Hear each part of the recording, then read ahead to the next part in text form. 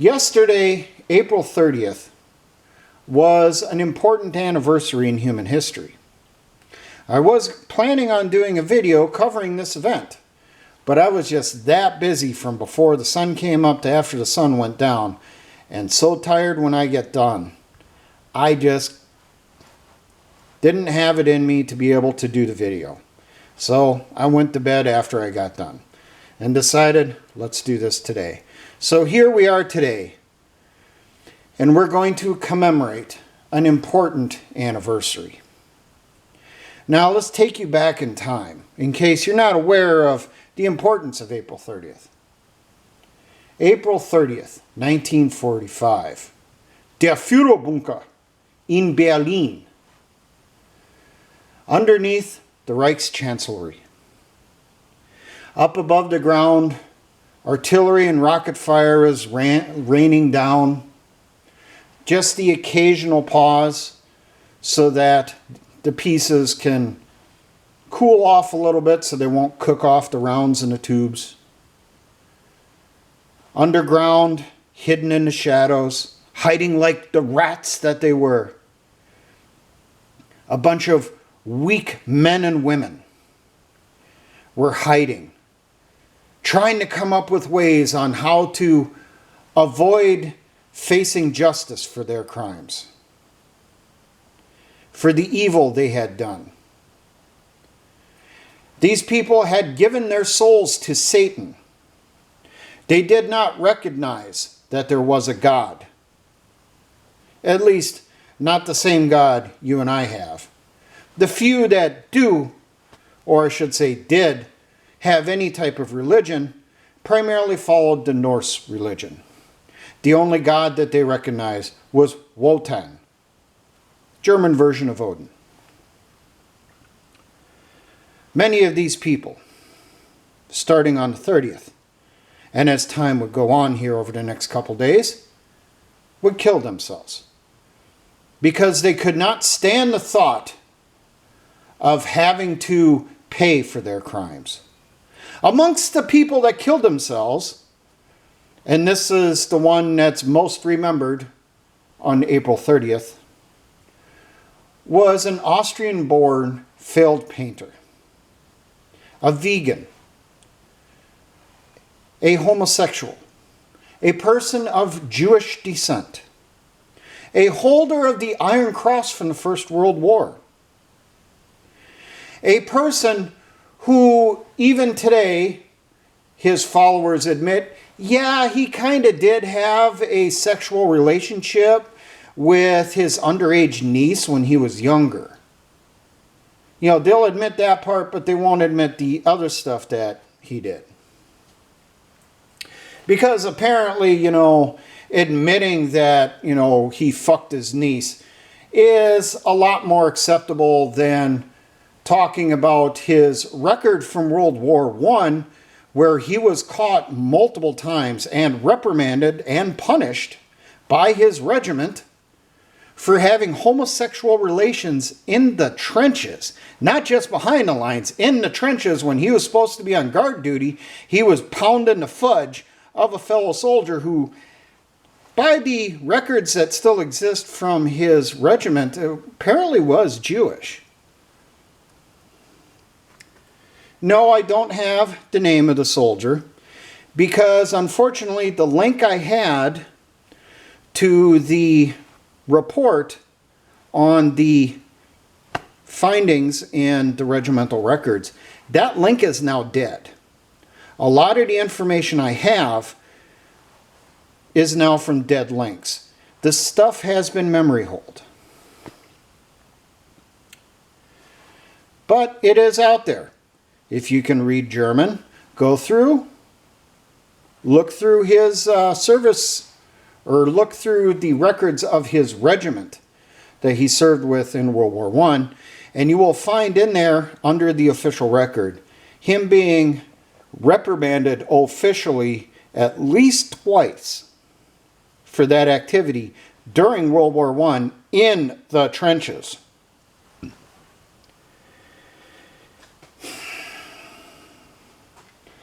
Now, what about my claims of the Jewish ancestry? Well, there's actually been more than one genetic survey, genetic testing that's been done on his surviving family members in Europe and in the United States. And both studies, the one that I can still find the records on is from a Belgian researcher who released his notes in 2010. There was another study done by a university in either the US or Canada, and they came up with the same findings. But the Belgian study did genetic testing on 39 living relatives. And in that genetic testing, a commonality of all 39, which means tracing back to a particular location on Bloodline, makes it easier to narrow it down as to which generation. The findings of the genetic survey found genetics which can be traced to two Jewish groups in Europe: the Ashkenazi Jews and the Sephardic Jews. Now, this isn't a new thing. Even Hitler himself had heard rumors growing up that they had Jewish blood in the family tree. In 1930, he asked a lawyer, Hans Frank, to investigate the claims of Jewish ancestry, because reportedly a cousin of Hitler was threatening to expose him to the world on there being a Jew in the wood pile. Now, officially, Frank said that, well, he couldn't find any evidence of it, but Hitler was scared to death of it because the rumors had been something he'd heard his entire life.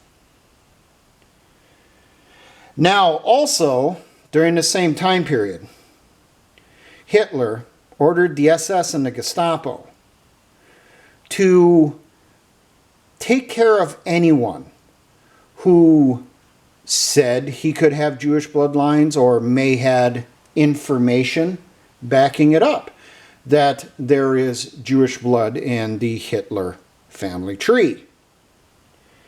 He even went to the point of, and I've tried to find the name of this town. It was mentioned in multiple documentaries over the last 30, 40 years. The town in Austria where the Hitler family records were kept and the Schicklgruber family records were kept. That town was turned into an artillery range by the Wehrmacht and obliterated. I can't find the links to those documentaries now. They've been memory holed. I do know that it's mentioned in one of my videos in my archive, but right now I'm having issues accessing it. The reasons I'm having issues accessing it is there's just so much data inside there now. I need to transfer it to a larger storage space so that it cuts down on that processing time of trying to find the individual files. But it is in there.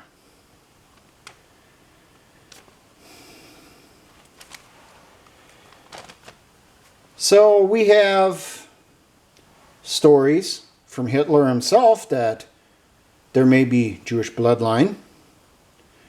We have genetic testing, proved it twice after 2000.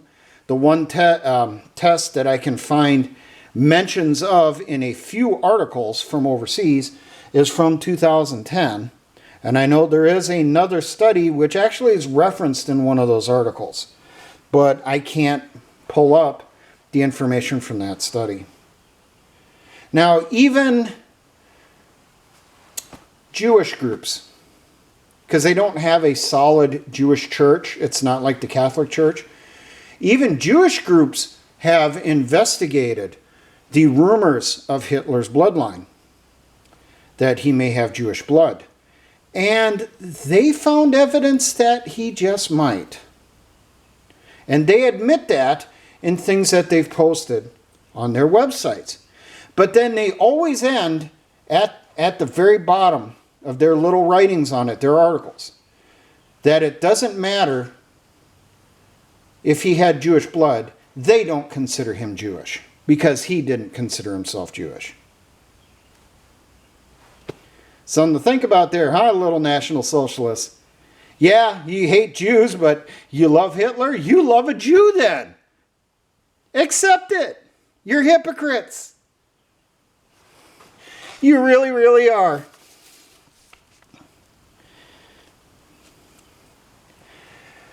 So, April 30th, if you didn't celebrate it, go out today, March 1st. Get yourself some bratwurst, some sauerkraut, as much beer as you can afford. And celebrate tonight. Celebrate the death of a piece of shit that caused the death of millions, that caused the destruction of Europe. It wasn't Jews that did it, it was him. It was his orders that sent my German relatives out of Prussia across Europe in a war of conquest, veiled in the rhetoric that it was a war to stop Bolshevism. And while my family fought on the front lines, behind the lines, pieces of shit like this were eliminating history, rewriting history, just like the communists. No difference between the two of them. Rewriting history to fit their narrative of their supremacy. Celebrate today that on April 30th, 1945, that piece of shit blew his fucking brains out. He did the world a fucking favor. Though personally, I really do wish that he had been captured. That the Soviets and the Western Allies put him on trial in Nuremberg. And that we had that archival footage of Hitler crying like a little bitch as he was being dragged to the gallows. Put on a stool because he refused to stand so that the noose could be put around his neck. No hood. Leave the fucking hood off. Hit that fucking lever and see that son of a bitch swinging in a fucking breeze. Maybe someday someone will do a what if movie and will give me that opportunity to see that on the screen. But I have to contend myself that he was such a weak piece of shit that he didn't go out fighting. He didn't go out fighting to the last bullet and then pull out a bayonet and charge Soviet troops. No, he cowered in a fucking corner in der Führerbunker. Took his Walther pistol, put it to the side of his fucking head and blew his fucking brains out. I have to contend myself with that he at least did that. Good riddance to trash. And I seriously hope the NatSoc, the National Socialists, the neo-Nazis, the white supremacists follow der Führer's example. You know what to do, boys and girls. Take those furry outfits off. Take those German firearms that you value so much, especially the ones with the Waffenacht. Chamber that round. Do the world a favor. Now, for all my engineer brothers across the Patriot and militia movements, always remember Essayons. Let us try.